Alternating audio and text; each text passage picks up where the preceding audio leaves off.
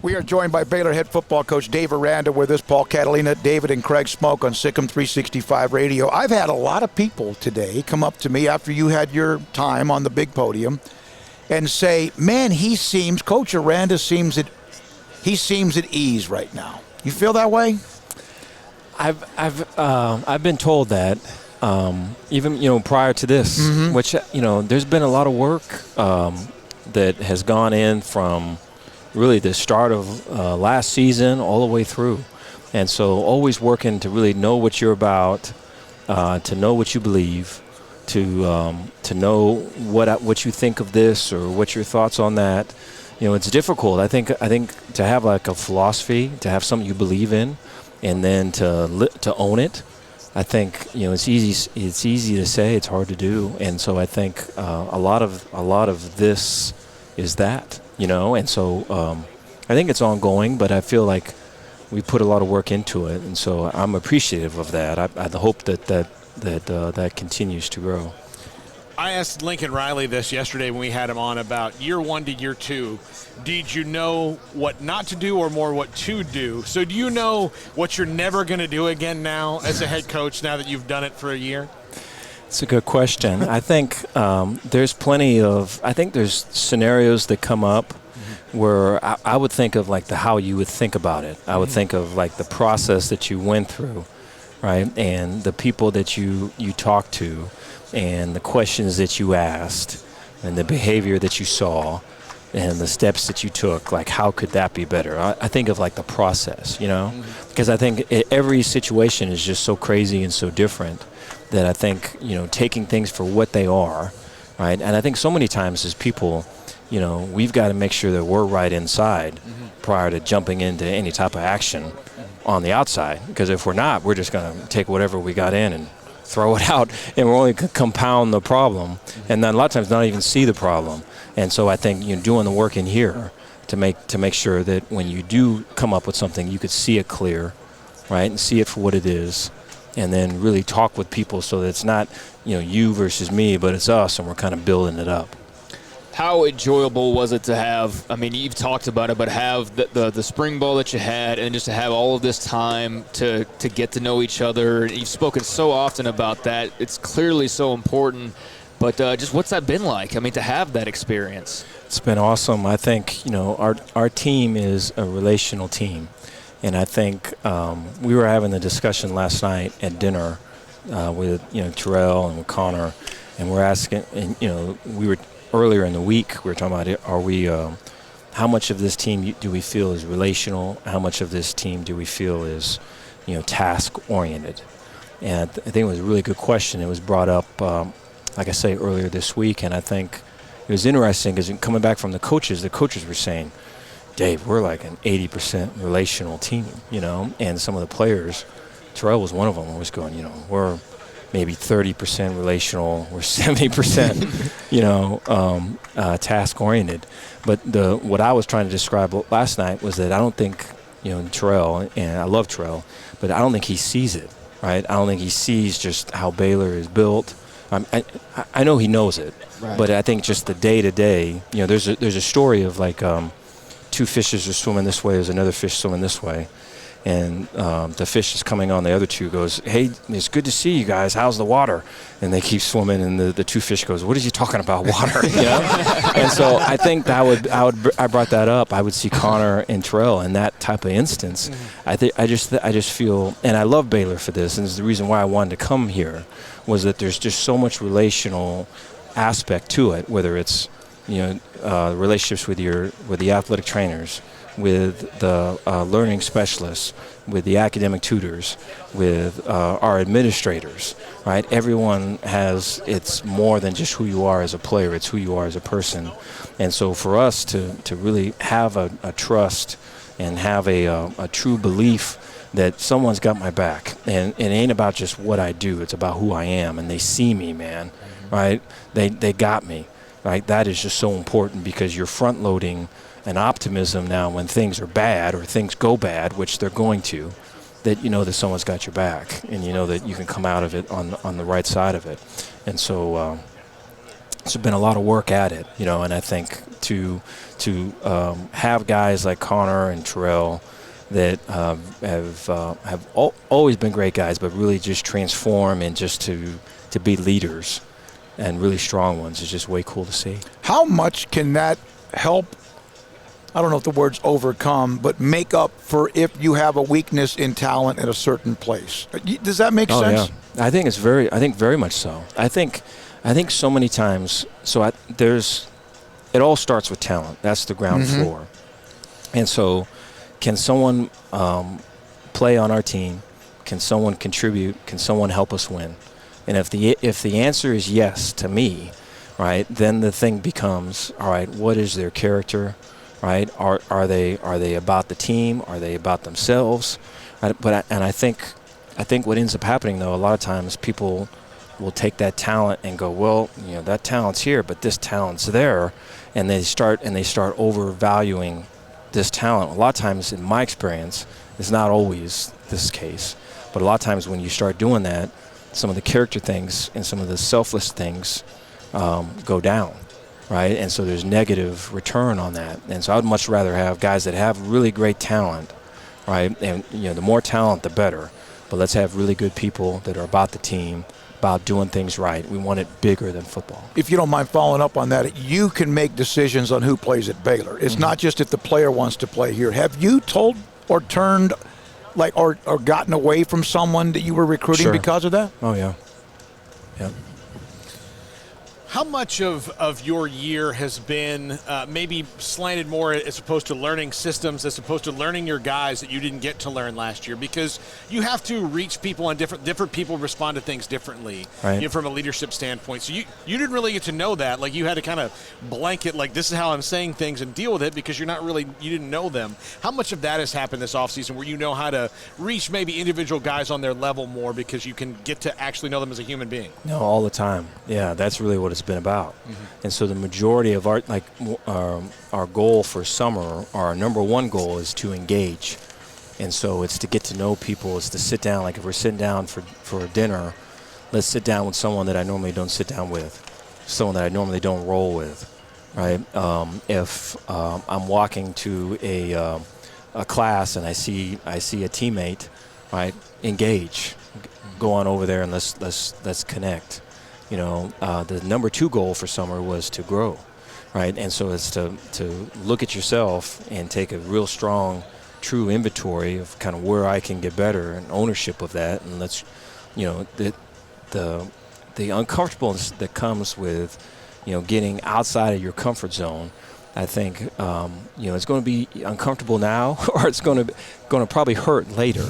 And so let's be uncomfortable now, and let's grow, and let's be better. And then doing simple better is the third goal. And so really finding something that we can really hone and take ownership of, and make it so I think to me if you are simple and really do your work, not only on who you are but who we are and what we're doing. If you really do your work on being simple can be sophisticated. You can be a master of your craft and be at a different level and people not even see the game that you're playing, right? When things are simple, because you can express yourself and take ownership of things, right? And maybe there's a song that's being played, but you are there's a melody now that you create that's your own. And I think that happens when simple can stay simple. And so I think those things and getting to know our players, right, just being actively intentional about reaching out. But then, there's learning style tests that we took on our players. So do they learn, from seeing things? Do they learn from writing things? Do they learn from walking through things? Do they learn through a lot of times guys learn by talking things out. So we have that on all of our guys. They took a test on how fast they process. And so, think of our baseball team at Baylor has taken this, and at LSU we had all of our sports teams take it. So think of a baseball player at home plate, and there's a pitcher and the ball and the wind up and the ball comes out of his hands, and is it a fastball, is it a curve, and the swing and all of it, how fast does he process? At LSU, the guys that were really strong processors defensively, when they're coming in, when they're new especially, we put them in the middle of the defense. So they're they're linebackers, safety, even some of our interior people. And the people that maybe had great skill but their processing speeds weren't as great, we put them on the edge. Corner, outside edge rusher, or is more job specific and less kind of free-flowing, less having to process. And so we have those grades back on them in terms of who they are and kind of how and where they're at. And so all of that is really what it's about. And it's about that, really weaponizing that, right, into schemes. And now you're talking. You dipped into the transfer portal, Jacob Gall, Drew Estrada, Grant Miller. How do you like the roster the way it's set up now? Do you feel like you have the necessary depth/talent that you want pretty much everywhere? There are a couple spots maybe you're still unsure. Where do you sort of see the roster at this point? I'm impressed with it. We had one of our summer workouts. I think I might have mentioned it in there, and we had our O-line was together, and they dwarfed any other position group that we had. Or maybe it's just the guys are so big that it just stood out that much. But it just seemed like that would be the collection of O-line and D-line that we played with last year, was just that one position group. And so you're talking about 3-4 guys deep at every position. And so you do have I think the right tackle spot is the spot where we got to see a guy emerge. And I think there's two guys that are really competing there. I think outside of that spot you feel like, hey, there's a guy and he's being pushed by a guy and things could flip. The right tackle spot is, I don't know what's gonna occur there. And so I feel good about the O-line. I feel like they all are unified. They are all aligned in terms of what we're doing and how we're doing it. I feel like Mateos has got a great feel for the heartbeat of that unit. I think they're very well connected. So I'm excited to see them go. We want to be O-line, D-line driven. We want them to lead, which is, when you talk about, for me, last year there's multiple games where like, how can we run the ball without really blocking these guys, right? How can we throw the ball without pass blocking these guys? Yeah. If you find out how to do that, you'll be a bazillionaire. Yeah. And so to go from that stage to the stage that we want these guys out in front, owning it and leading, I mean, that's a big ask, but that's where it's at. My early impression on Eric Mateos, I mean, he's clearly a rising star in the coaching business, but I don't know if I've seen a coach that can really meet people on their level like he can, and fits kind of maybe the modern athlete and knows how they think like he does. I agree with that completely. Yeah, that's him. Yeah, he does a great job of it. He cares. I mean, it's bigger than football for him. He told me that the offensive line problems or issues or whatever the concerns are, is not a talent issue. That it's more of just getting it. Some guys' clocks are running out, being pushed by a couple of transfers. Is that right? It's not a talent issue, that it's just – do they feel like they've had sand kicked in their face for the last maybe 12 months or so? I'm sure. I think, I agree with that statement that he made. I 100% believe that. I think, you look at last year, it's compounded by, we would have starters that started O-line that we got back on Friday, right, that did not practice throughout the week. And so they got back on the team Friday, and then they had to start on Saturday because we had, 7 or 8 guys. And so I think you're talking about cohesion. You're talking about, hey, we'd like it to be where these are the guys, and they work together all the time. And this is you're the left tackle, you're the right tackle, you're the left guard. It's not, I'm this, I'm that, I'm moving here, I'm moving there. Like, knowing who's to the left and right of you, and then getting things to where they're simple, because it comes when you're looking at some of the struggles that we've had, right? And you're looking at, and there's two ways. There's one way where it's like, hey, we can, this is going to be a hard road. We can construct this, we can construct that. On this look, we can make this up. In that look, we can do this, right? To try to make it an easier way from point A to point B. Or you could just say, hey, these are the fundamentals that are inherent in getting this done. Let's focus on this, and let's just get good at it. Let's do what we do. And that's the path we're taking. I think when you say, hey, we've struggled in the past, and you say, hey, to drop back pass, we're going to do this. To play action pass, we're going to do this. And you're kind of flipping it all around. You're covering up the simplicity of of teaching and learning and ownership and all of it with complexity. And that's always going to bite you. I feel like last year is a great teacher in that, but it's always been that way. Your love of football and just the game itself is well documented. In the offseason, how much of what you go and look at is the team from last year and what you guys can do, but also looking around football and different levels and kind of what's the new thing or what's this kind of thing? How do you kind of operate with that and your learning? Yeah, that's a good question. I think, you're always looking at trends. One of the things with COVID has been all of the online clinics, and so I think I've got maybe every offense or every clinic that has been out there. I think I've got there's 400 some 500 some speakers, and so in the morning when I get in and I'm doing my work, a lot of times I will play that clinic and it'll be playing off to the side. And it's like my football piece. It used to be like that used to be my life, Right. But now it's just kind of playing off to the side, and I'm taking it in. And if something really strikes me, I'll watch it, but I'm hearing it as I'm doing whatever I'm doing for the day, But I think I watch a lot of NFL tape as well.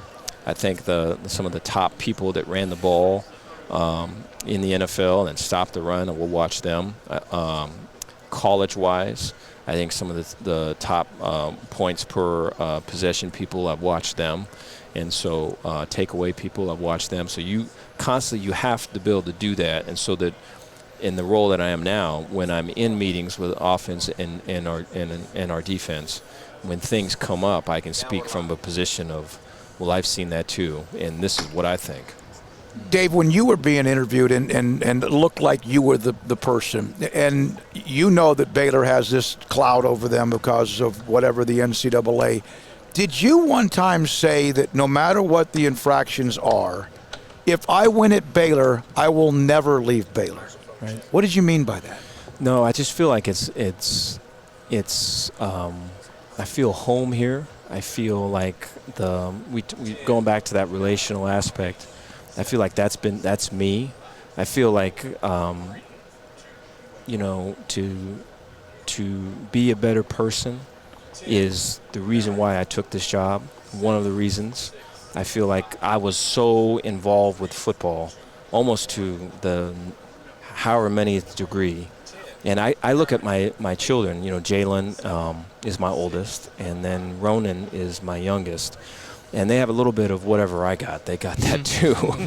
And so I just don't want them to be what I was becoming, which is the scientist, which is I'm gonna work at these. I'm gonna work at my little deal here. I'm gonna have all these answers here, and I'm gonna do all that. I just didn't, you can be a better husband. I can be a better father, right? They can be better people, and I feel like it's. You're uncomfortable when you're making that push, when you're saying, I was this, I want to be able to be that. I want to be better here. So not be consumed with football? Yes. Or just see that the person drives the coach, and the person drives the player. I think some of the pressure and the stressful pieces of this, like, to me, this is great. But it's like, I'm in it, I don't want to be of it. And so like to know who you are as a person, right, and to a lot of times, like some of the previous jobs I was at with the stress and the pressure of all of it, a lot of times you didn't want to look in there.